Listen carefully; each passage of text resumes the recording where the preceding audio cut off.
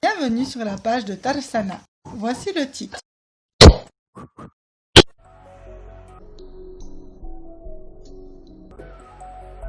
Alors, chers observateurs du Proche-Orient, voilà tout juste un mois que l'embargo onusien concernant l'armement iranien a expiré, le 18 octobre dernier.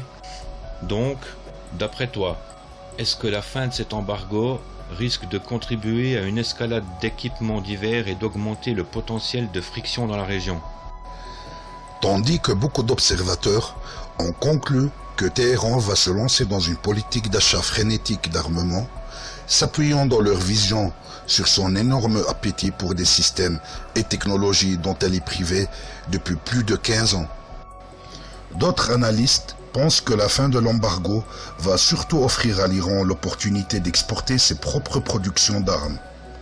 Leur raisonnement se base sur l'estimation que l'Iran est autonome à hauteur de 85% grâce aux efforts de son industrie de défense et que les exportations de cette dernière va générer une source de rentrée de devises étrangères.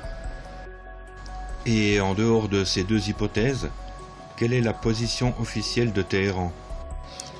La déclaration du ministre des Affaires étrangères iranien, Jawad Zarif, qui a suivi la fin de cette interdiction, n'est pas venue seulement pour démentir ces deux visions analytiques. Lorsque le représentant du gouvernement iranien se montre rassurant envers ses voisins du Golfe en affirmant que l'Iran ne veut pas se lancer dans une course d'armement régionale, et il a également visé un autre objectif plus prosaïque.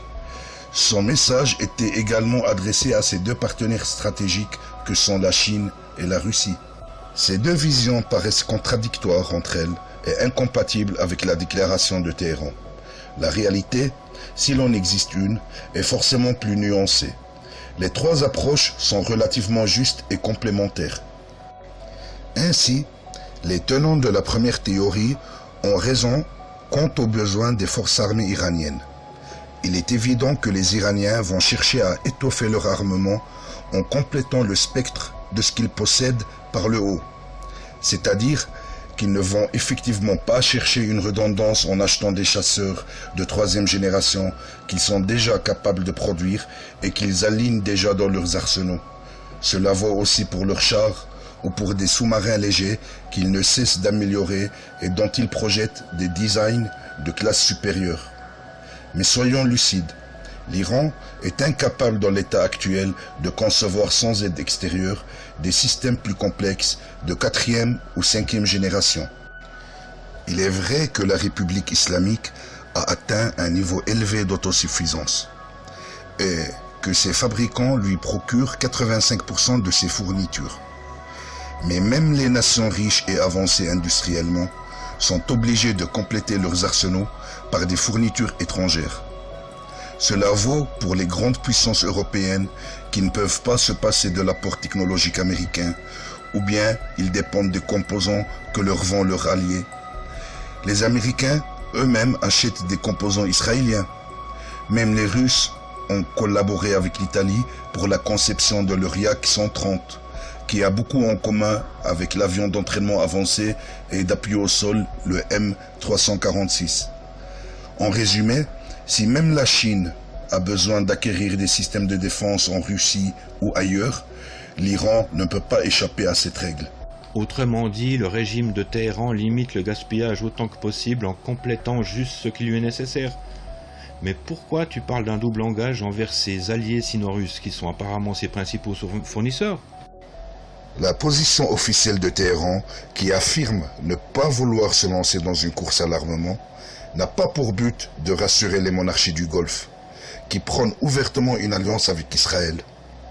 Ça n'aurait aucun sens, car ses voisins arabes dépensent largement plus dans leurs armements, et leur budget de défense représente environ 17 fois le budget de défense iranien.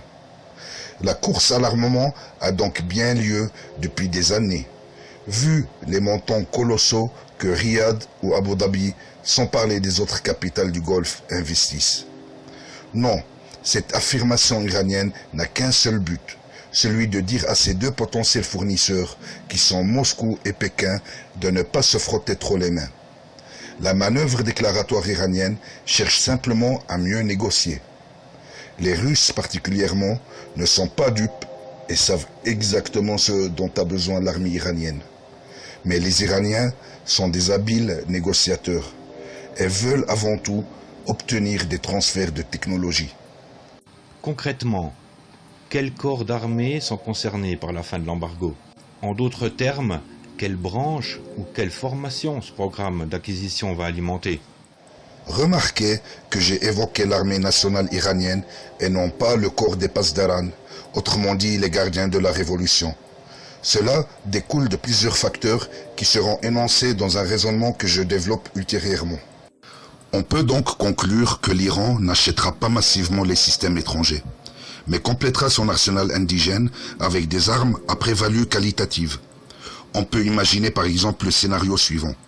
Les forces aériennes iraniennes continueront de compter sur leurs avions de fabrication locale, tels que l'Azarakh ou le Saïga de 3e génération, pour pouvoir aligner des centaines d'appareils et constituer la colonne vertébrale de l'aviation de combat. Mais dorénavant, ils peuvent aussi compléter leur dispositif par quelques dizaines d'appareils importés plus avancés, pour constituer 4 ou 5 escadrons d'élite et de supériorité aérienne. C'est le même cas de figure avec les chars. Les troupes blindées seront toujours équipées massivement de tanks Zulfikar ou Karar.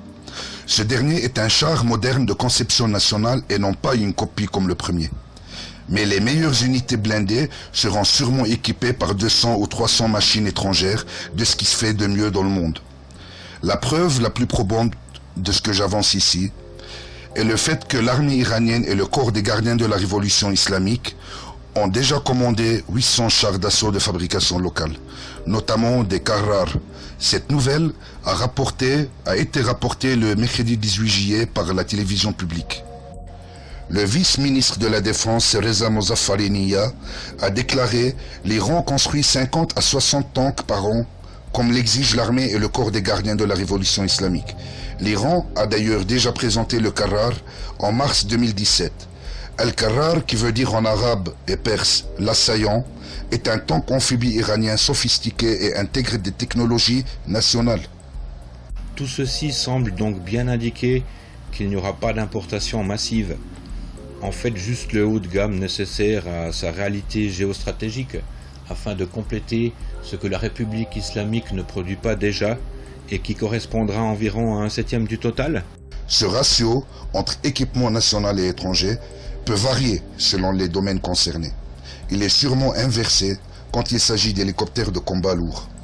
Il est notable de souligner que l'Iran, qui produit des sous-marins, des fusées spatiales et satellites, et produit aussi des hélicoptères de transport, ne produit aucun appareil d'attaque lourd. Il y a bien un hélicoptère d'attaque qui est produit, mais c'est une version inspirée du Cobra AH-1 américain. Donc, un appareil léger dont la conception est ancienne et aucun équivalent du Longbow Apache américain acquis par les Saoudiens. Donc la question de savoir si l'Iran achètera des hélicoptères d'attaque lourds ne fait aucun doute. C'est plutôt de savoir combien et quoi Téhéran va commander. Est-ce que le Mi-28 Night Hunter ou le K-52 Alligator que les Iraniens vont choisir? J'ai ma propre idée là-dessus, mais je développerai ce sujet par la suite. Il sera plus difficile de répondre sur la question du choix sur les futurs chasseurs bombardiers, car les options ouvertes sont beaucoup plus nombreuses. MiG-29 ou 35, Sukhoi 30 ou le Sukhoi 35 semblent les concurrents les plus évidents du côté russe. Côté chinois, le J-20 devrait être le seul appareil à séduire les Iraniens, vu que le J-11 n'est que la copie chinoise du Sukhoi 27 SK russe, et que les ingénieurs iraniens sont tout à fait capables à terme de réaliser un chasseur léger tel que le Chengdu 10. Mais là aussi, la question reste à développer.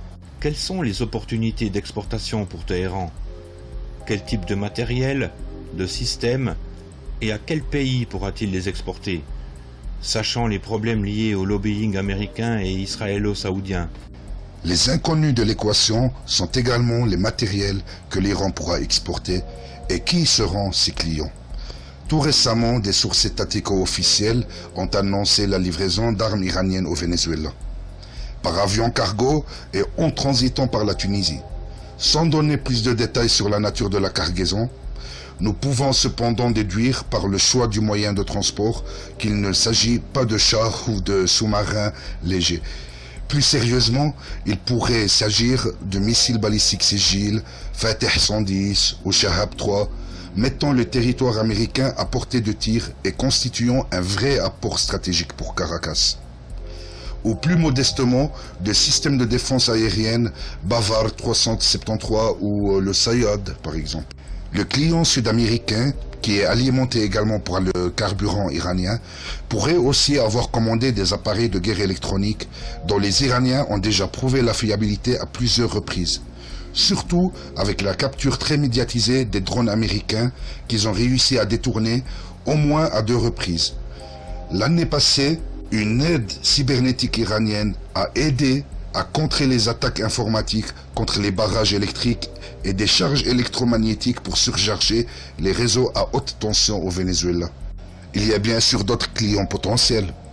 Il est connu que Téhéran fournit depuis longtemps et gratuitement des organisations non étatiques comme le Hezbollah au Liban, les Houthis au Yémen, le Hachd en Irak ou le Djihad palestinien, ainsi que le Hamas et bien d'autres encore, parmi lesquels on peut citer les Fatimiyoun en Afghanistan. Mais cette fois, il s'agit d'accords entre gouvernements et d'exportations officielles, tout comme pour la Syrie. Mais si le critère premier d'importation ou d'exportation est politique, est-ce que cela ne risque pas d'être au détriment d'une certaine efficacité? Pour répondre à toutes ces questions, dans une prochaine analyse, nous allons essayer d'étaler les possibilités et les opportunités qui influenceront les choix iraniens et ceux de leurs partenaires. Si vous avez aimé le contenu, n'oubliez pas de liker, de vous inscrire et de partager.